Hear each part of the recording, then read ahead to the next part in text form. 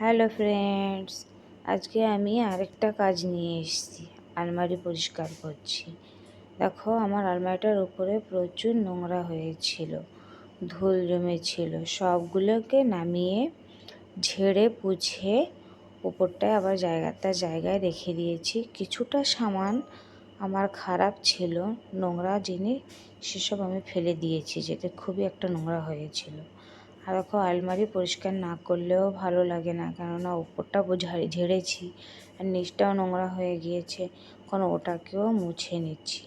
আর এইদিকে দেখো, ছেলেটারও শরীরটা একটু খারাপ আছে করে ওকেও স্কুলে পাঠাইনি, আমার সঙ্গে সঙ্গেই আছে।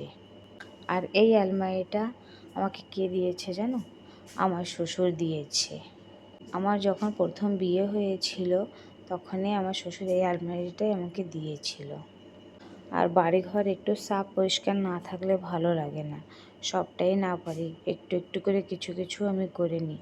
কিছুদিন আগে আমারও শরীরটা খারাপ ছিল, এখন দেখো আমার ছেলেটার শরীর খারাপ হয়েছে, এখন কোলে ওঠার জন্য ঘ্যান ঘ্যান করে বেড়াচ্ছে।